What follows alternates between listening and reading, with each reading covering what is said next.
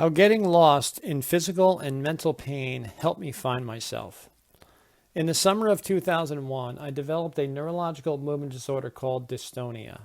Dystonia is the third most common movement disorder after Parkinson's and essential tremor.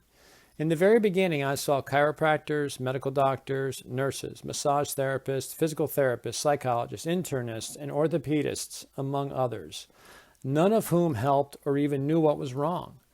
Within 8 months, with no diagnosis, I was disabled to the point of barely being able to function. Utterly frustrated, I stopped all care and began researching the internet like crazy, where I discovered dystonia. I then sought out a movement disorder neurologist who made the official diagnosis. Whew, what a relief, sort of. Now what? What do I do with my life now? I had a diagnosis, but I was in too much pain to continue pursuing my master's degree, and I certainly couldn't work. Social events were also out of the question. It was just me and the TV all day long as I rolled around on the floor in pain beyond words. Even worse, no treatments at the time were helping. So I did the only things I knew how to at the time. I grieved, I cried, I yelled, I retreated from the world. I drank alcohol to medicate the mental and physical pain. I ate a horrible diet and gained 150 pounds. I wanted and waited to die. Melodramatic? Perhaps, but that literally was my reality for 5 years. I also began to have intense anxiety and panic attacks, fearful of leaving the house. Depression set in, and the world seemed like a foreign place to me that I no longer understood or knew how or where to fit in. So I retreated from it as much as I could, and I lived in my private little bubble. Something quote-unquote miraculous happened in December 2006. I got sick. Believe it or not, getting a major stomach flu saved my life. My dystonic body was forced to relax in bed and do nothing. I couldn't drink to medicate myself or eat my horrible diet. I was forced to rest and recuperate from the virus. Interestingly, my symptoms receded a bit from all the rest, which helped me think more clearly. I asked myself, did I want to live or did I want to die? Was there a purpose to my suffering with this horrible health condition called dystonia, which is foreign to most people? Was the pain worth it? A resounding yes to all these questions and more was screaming in my head. I had no idea at the time what the specific answers were, but I refused to go through all of this for nothing. I felt that if I started by making better decisions about my health, perhaps the answers would reveal themselves. Slowly over time, they did. I came to realize that I had lived what I now view as one of my greatest gifts ever. For 5 years, I had my life as I knew it taken from me so I could build a better one, and one I could and would appreciate far more than the one I had where I took everything for granted. Life before dystonia was easy and didn't prepare me for the horrors of life with pain and a body that moved on its own like some outside force had taken it over. But dystonia and pain taught me to be tougher and bolder and more resilient than I ever thought I was. And I had always been pretty resilient. Well, dystonia made me 10 times more so, and I refused to let it ruin my life anymore. When the stomach bug flew away after about 2 weeks, I dedicated my life to being as physically and emotionally healthy as possible. I changed my lifestyle back to what it was before dystonia, actually even better.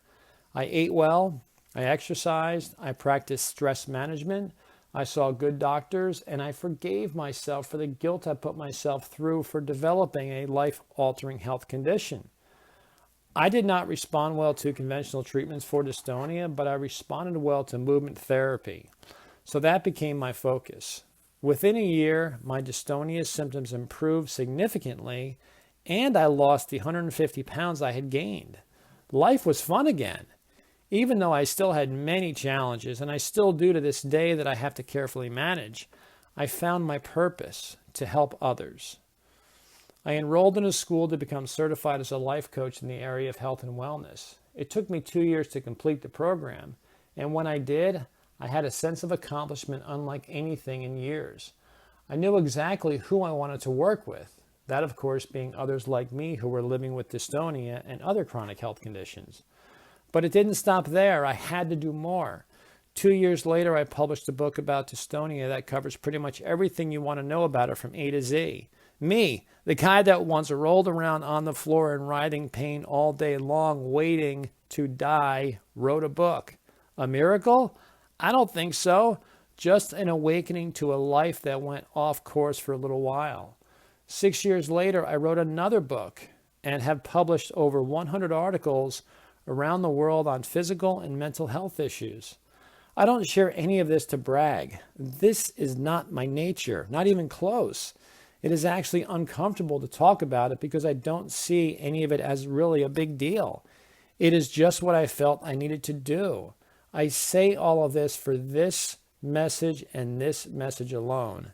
Never say never, never give up, and anything is possible.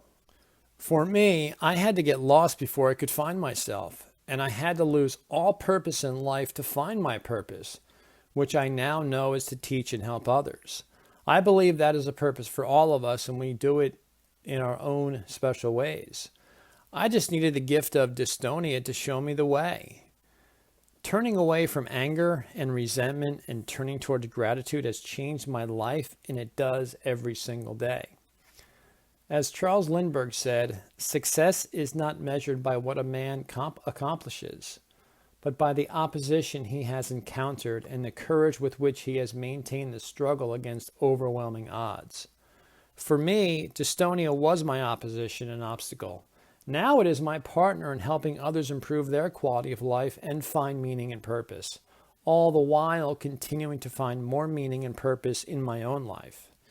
If you are feeling as lost as I was, never give up because we never know what stands on the other side of hope. Trust in your resilience and believe you can overcome, even if you have no idea what it will turn into. Continue to search for anything that might help your symptoms to allow you to be more functional, and then carve out a life for yourself to fit the new you. It's okay if it is not the same life as it once was. Maybe this newer version of you will be better.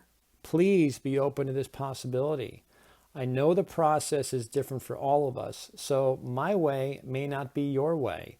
But please don't ever shut out the possibility that your life challenges are meant to make you better than you were before.